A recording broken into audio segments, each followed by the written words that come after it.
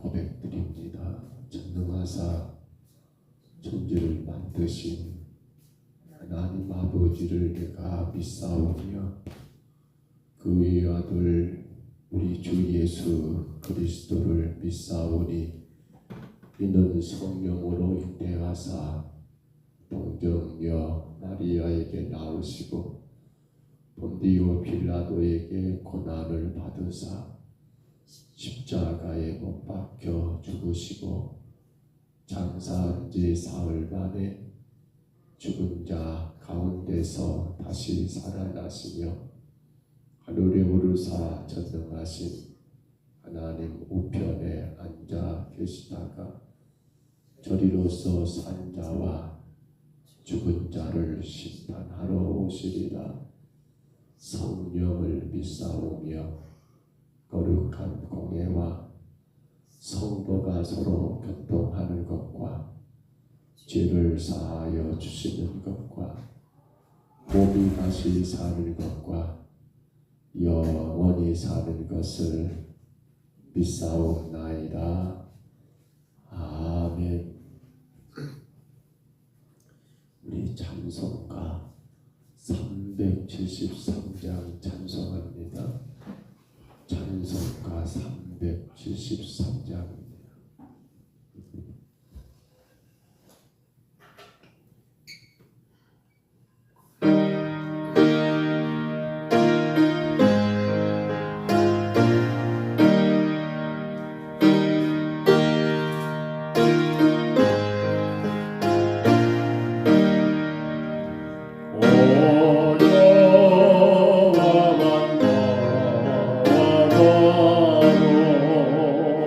오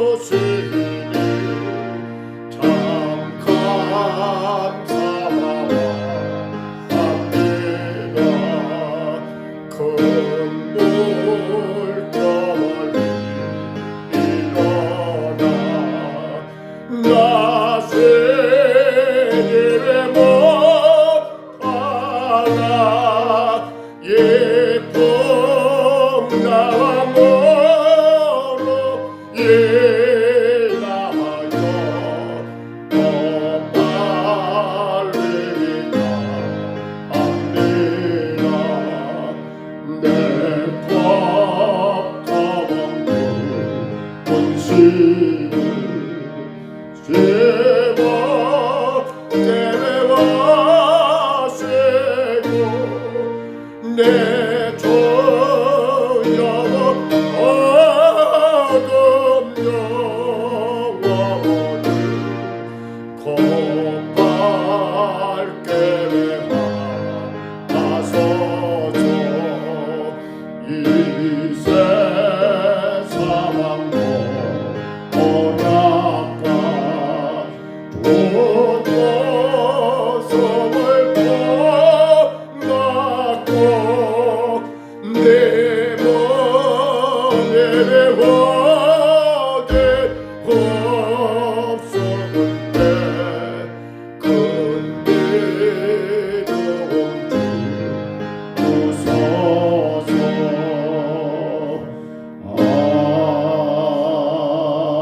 아멘. 하나님 말씀 욥기 36장입니다. 구약성경 욥기 36장 1절로 16절까지 말씀입니다. 욥기 36장 1절로 16절입니다.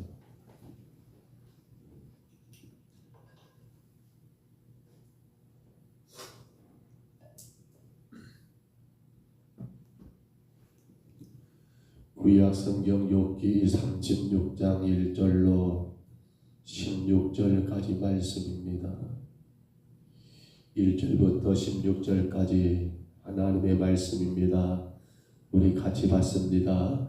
엘리후가 말을 이어 이르되 나를 잠깐 용납하라. 내가 그대에게 보이리니 이는 내가 하나님을 위하여 아직도 할 말이 있음이라. 내가 먼 데서 지식을 얻고 나를 지으신 이에게 은을 돌려보내리라. 진실로 내 말은 거짓이 아니라 온전한 지식을 가진 이가 그대와 함께 있느니라. 하나님은 능하시나 아무도 멸시하지 아니하시며 그의 지혜가 무궁하사 악인을 살려두지 아니하시며 고난받는 자에게 공의를 베푸시며 그의 눈을 의인에게서 떼지 아니하시고 그를 왕들과 함께 왕자에 앉히사 영원토록 존귀하게 하시며 혹시 그들이 족쇄에 매이거나 환난의 줄에 얽혔으며 그들의 선행과 악행과 자신들의 교만한 행위를 알게 하시고 그들의 귀를 열어 교훈을 듣게 하시며 명하여 죄악에서 돌이키게 하시나니 만일 그들이 순종하여 섬기면 형통한 날을 보내며 즐거운 해를 보낼 것이요 만일 그들이 순종하지 아니하면 칼에 망하며 지식 없이 죽을 것이니라. 마음이 경건하지 아니한 자는 분노를 쌓으며 하나님이 석방할지라도 도움을 구하지 아니하나니 그들의 몸은 젊어서 죽으며 그들의 생명은 남창과 함께 있도다. 하나님은 권고한 자를 그 권고에서 구원하시며 합대 당할 즈음에 그의 길을 여시나니 그러므로 하나님이 그들을 환난에서 이끌어내사 좁게 앉고 넉넉한 곳으로 옮기려 하셨은즉 무릇 그대의 상에는 기름진 것이 놓이리라. 아멘. 엘리후가 3차 변론까지 했던 우리 지난 시간의 말씀을 본다 한다면 간단했지요. 욥아 너는 죄 때문이야. 회개해. 너 회개하지 않는 게 큰 문제야. 내가 보니까 지금 네가 당하는 고난은 네 죄에 비하면 너무도 가벼워. 어제 그랬지요. 그러면서 너 회개치 않으면 나는 네가 영원히 고난받기를 원한다라고 그렇게 저주의 저주를 퍼부었던 그러한 엘리후가 오늘 본문 이제 36장과 37장은 엘리후의 4차 변론이라 할 수 있는데 이제 이 본문 가운데 조금 더 그 엘리후가 이제 주관적이기보다도 객관적인 그러한 사고 가운데 물론 지금 욥을 향하여 책망함도 있습니다만은 그러나 책망이 주 내용이기보다도 하나님의 공의로운 그 섭리 가운데 엘리후가 폭넓은 신앙의 지식 가지고 그가 욥이 그 모든 고난 가운데 회개하고 하나님의 공의로우심 가운데 다시금 은혜를 회복하기를 원하는 그러한 모습을 오늘 본문 가운데 기록하고 있는 걸 우리가 보게 됩니다. 여러분, 그렇습니다. 우리 삶 가운데 어려운 일을 당할 때에 누군가의 그 한마디 말은 내게 힘도 되지만 때로는 나를 더더욱 힘들게 할 때가 있습니다. 엘리후가 했던 말들, 여러분 욥에게 힘이 됐을까요? 아니면 짐이 됐을까요? 그러나 오늘 본문을 우리가 느끼다 보면 그래, 이 정도는 한다면 욥이 좀 더 위로가 되지 않겠는가라는 생각을 갖게 되는데요. 특별히 15절을 다시 봐보세요. 본문 15절에 보면 그렇게 기록되어 있습니다. 같이 읽습니다.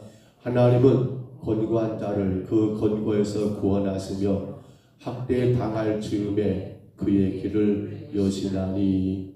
아멘. 이 말이 무슨 말인가 하면 우리는 이런 생각을 하죠. 하나님, 그 사람 참으로 선하고 착한 사람인데 그냥 아무런 문제 없이 구원의 길로 인도하실 것이지 왜 하나님 그의 인생 가운데 환난을 주면서까지 그렇게 그 인생을 성가시게 하십니까? 라는 그러한 마음들을 갖게 된다는 거예요. 여러분 어떻습니까? 아니, 하나님 그냥 고난 없이 우리가 믿음의 길을 걸어가니까 아무런 문제 없이 하나님 우리를 이끌어주시면 좋겠는데 왜 우리가 살아가는 날 동안 생각지 못한 장애물 혹은 그 고난의 길을 혹은 우리가 넘어가야 할 그런 여러분 많은 삶의 문제들을 허락하시는지. 나 그런 것 없어도 주님 앞에 열심히 살 수 있는데, 나 그런 거 없어도 내 믿음 지키며 걸어갈 수 있는데 왜 하나님 내게 그러한 고난을 주시는지 이해가 안 된다는 그러한 여러분 우리 삶은 혹 있지는 않았습니까? 그렇습니다. 보통 우리 사람들의 생각은 그렇습니다. 하나님이 의인을 구원해 주실 것이면 이왕이면 그 같은 권고한 일이 있기 전에 구원해 주실 것이지 아니면 아무런 고난을 허락하지 않든지 이게 낫지 않느냐라고 생각하지만 오늘 보세요. 엘리후는 말합니다. 하나님은 권고한 자를 그 권고에서 구원하신다. 이게 무슨 말입니까? 이 말은 하나님은 권고한 자를 그 권고에서 여러분 구원하신다. 그러니까 그것이 다가 아니라 그 가운데 하나님은 그를 이렇게 세우신다는 그런 말이 아닙니까? 또 말하기를 학대 당할 즈음에 그의 길을 여신다. 이 말도 무슨 말입니까? 그렇습니다. 그가 이제 학대로 인하여 그의 귀가 열리게 된다는 사실입니다. 그러니까 한마디로 말하면 욥아, 너의 그의 고난은 그냥 고난이 아니야. 너를 하나님이 권고하게 그 권고 가운데 너를 세우기 위한 것이야. 네가 지금 굉장히 큰 고통을 당하는데 너 귀를 열어서 하나님의 음성을 들어야 해. 얼마나 인류가 달라졌는가 모르겠어요. 예전 같으면 그 하나님의 초월적인 주권, 공의를 내세우면서 너 죄 때문이야 이렇게 말한 엘리후가 이제는 조금 더 누그러졌다고 할 수 있을까요? 아니면 그러한 신앙적인 여러분 생각이 넓어졌다 했을까요? 하나님은 의인의 권고함으로 인하여 하나님에 대하여 더 깊이 알기를 원하십니다. 하나님은 의인의 권고함을 통하여 어떻습니까? 자기 자신을 돌아보기를 원하신다는 분명한 사실입니다. 사실 그렇잖아요. 우리가 평안할 때 어떻습니까? 우리 주님의 도우심을 깨닫습니까? 우리 삶이 넉넉하고 아무런 문제 없을 때 야, 하나님 날 너무 사랑하셔. 여러분 그걸 많이 느끼신가요? 사실 우리는 권고할 때 더 많은 것을 깨닫지 않을까 생각을 해봅니다. 분명히 에레미야 29장 11절에 말했습니다. 평안이요 재앙이 아니라고요. 우리 삶에 권고한 것은 재앙이 아닙니다. 평안입니다. 그런데 성도 여러분, 우리는 오늘 성경에서 한 가지를 고민해 봅니다. 어떤 사람은 그 권고로 끝나버린 경우가 있습니다. 어떤 사람은 그 인생의 권고함이 오히려 하나님 앞에 구원과 은혜를 누리는 자도 있습니다. 그 차이는 무엇일까요? 오늘 엘리야가 했던 말 가운데 우리가 좀 더 고민해 보면 우리 인생의 권고는 뭡니까? 이렇게 생각하면 되지 않을까요? 하나님이 나를 더 복되게 쓰시기 위한 사인이다, 사인. 그 권고는 절대로 우리를 망하게 하는 게 아니라 에레미야 29장 11절 앞서 말씀드렸죠. 재앙이 아니라니까요. 평안이라니까요. 그럼 우리는 뭔 생각해야 합니까? 그 권고함, 내 삶에 무겁고 무거운 짐이 나를 짓누를 때마다 우리는 그때 어떻게 합니까? 하나님의 뜻을 물어가는 주님 앞에 나아가는 것이 가장 큰 복이더라는 것. 요셉이라는 인물을 생각해 볼 때 그 인생의 권고함이 얼마나 컸습니까? 형들에게 미움당했고 고동에 던져졌다가 노예로 팔려갔고 그 노예 생활 가운데 그렇게 충성했지만 안주인의 그러한 유혹을 뿌리친 것이 결국 죄가 되어 감옥에 갇히는 그러한 요셉의 여러분 인생 말입니다. 그런데 그 권고한 요셉의 인생이지만 우리는 요셉을 만날 때마다 야, 나 너무 짜증나. 왜 내 인생은 이 모양이야? 라고 여러분 한탄하는 거 들어보셨던가요? 우리는 창세기에서 요셉을 여러분 우리가 늘 만나잖아요. 볼 때마다 요셉이 이런저런 말로 혹은 형제들을 혹은 아버지를 혹은 여러분 보디바를 혹은 감옥에 다른 간수들을 여러분 참으로 불평했던 그러한 요셉의 말을 들어본 적 있습니까? 없다는 거예요. 성경에 기록되지 않았어요. 요셉이 그 권고함 가운데 주를 의지했노라는 그런 표현은 없어요. 그 권고함이 더더욱 그로 하여금 하나님께 무릎 꿇게 했다는 표현은 없어요. 그런데 우리가 분명히 알 수 있는 건 뭡니까? 그는 그 권고함 가운데 더 주님을 붙들었고 의지했고 권고하면 권고할수록 철저하게 말씀대로 살려고 노력했던 요셉인 것을 우리는 알 수 있잖아요. 그래서 결론이 어떻게 되는 거예요? 그 권고함이 권고함으로 끝나지 않고 요셉은 뭐가 되는 거예요? 애굽의 총리라고 하는 세계를 지배하는 그러한 애굽의 여러분 2인자의 자리에서 아니 왕 바로마저도 왕이라는 그러한 여러분 명함만 가지고 있을 뿐이지 모든 것을 행했던 사람은 누굽니까? 너무도 권고한 인생을 살았던 요셉이 그 모든 것들을 행하는 자가 되었다는 것은 우리에게 무엇을 말해주고 있습니까? 이건 사인이에요. 이건 사인이에요. 그런데 이 사인을 받지 못하게 되면 어떻게 돼요? 그 권고함은 오히려 그 인생을 망하게 하고 주님과 멀어지게 하고 가장 불쌍한 영혼이 되게 하더라는 사실입니다. 우리는 오늘 찬송가 373장을 찬송했습니다. 2절 가사 다 아시죠? 큰 물결 일어나 나 쉬지 못하다. 이 큰 물결은 우리 인생의 권고함이죠. 고통이죠. 환난이죠. 근데 뭐라고요? 그 다음에 이 풍랑으로 인하여 더 빨리 갑니다. 저는 이 가사를 참 좋아합니다. 이 풍랑 때문에 더 주님께 빨리 가게 되더라는 거예요. 이 어려움 때문에 더 주님 앞에 무릎 꿇게 되더라는 거예요. 이 고통의 삶 때문에 더 주님 앞에 매달리게 되더라는 거예요. 사랑하는 성도 여러분, 늘 저는 그 말씀을 드립니다. 뭐가 복입니까? 잘 되는 게 복입니까? 형통한 게 복입니까?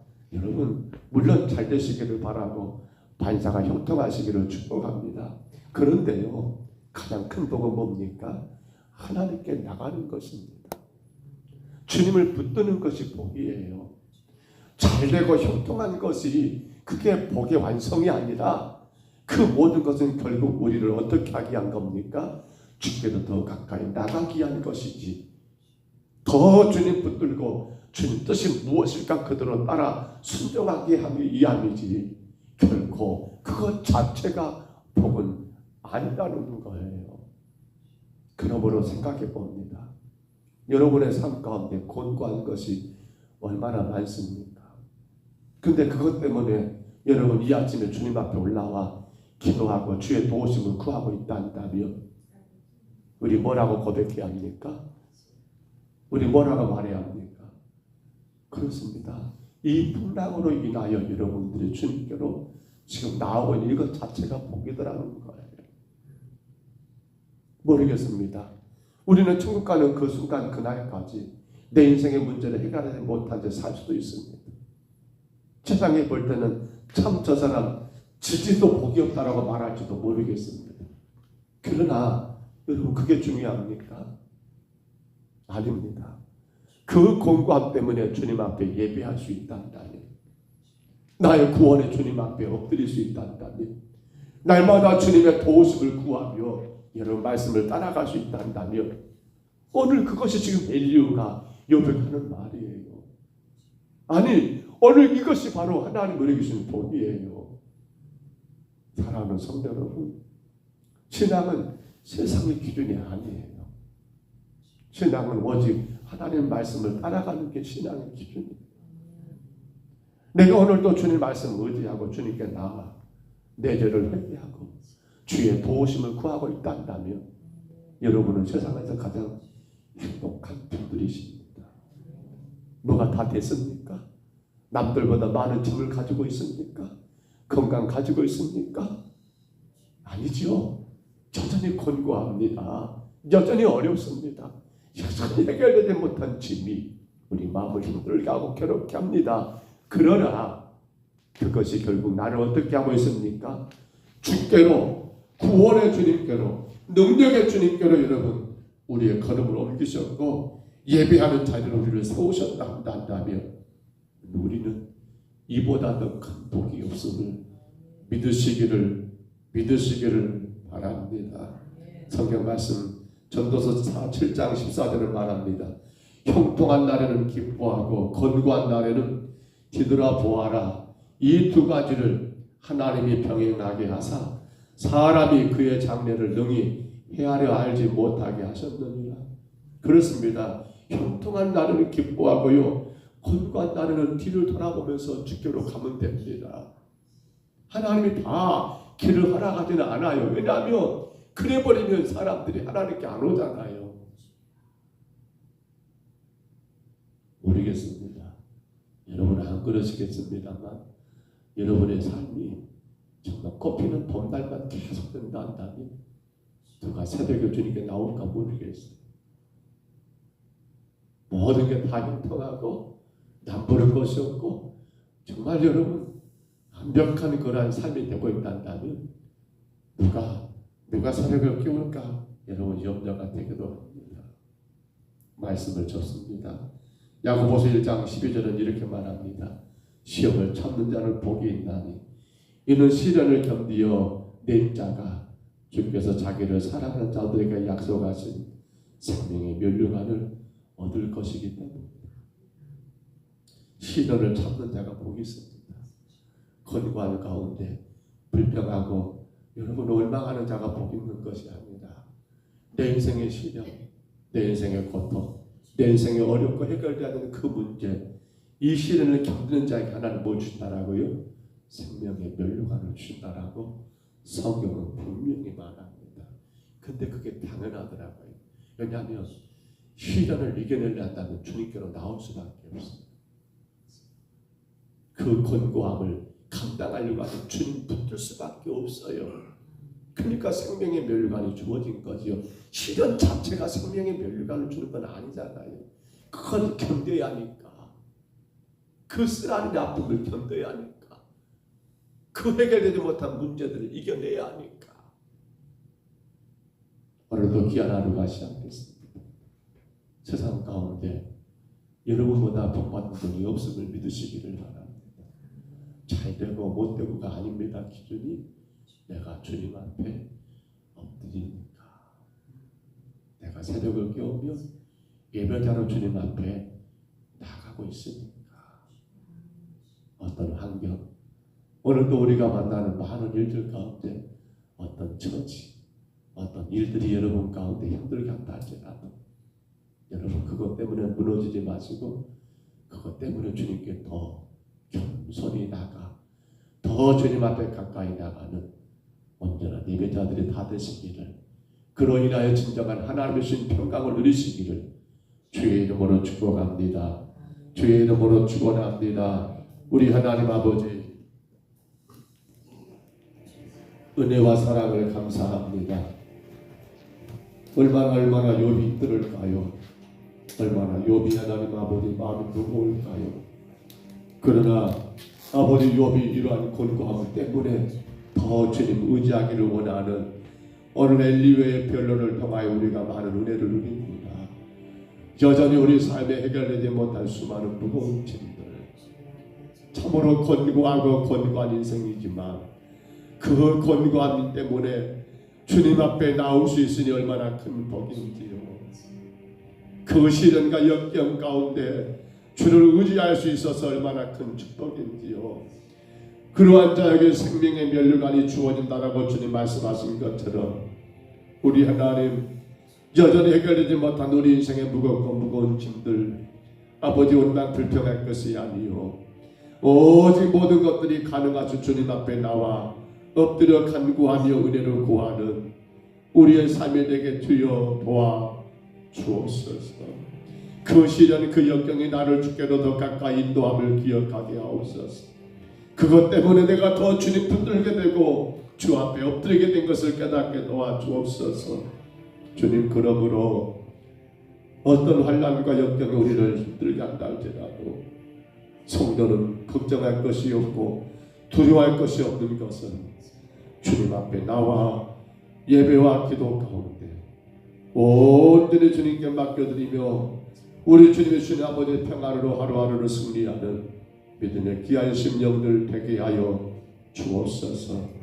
짐이 무겁다라고 불평하지 말게 하옵소서. 왜 내가 이 짐 제 안에라고 하나니 원망하지 말게 하옵소서.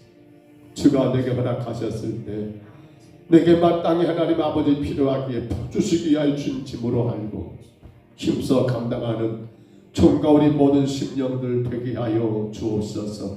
이 아침도 주께 왔사오니 주여 우리의 기도를 들어주시고 주님 그 곤고함 가운데서 평강을 누리기 허락하여 주옵소서. 그 곤고함 가운데서도 평강을 누리기 허락하여 주옵소서. 예수님 이름으로 간절히 기도하옵나이다. 아멘. 하늘에 계신 우리 아버지여, 이름이 거룩히 여김을 받으시오며 나라의 임하옵시며 뜻이 하늘에서 이룬 것 같이 땅에서도 이루어지이다.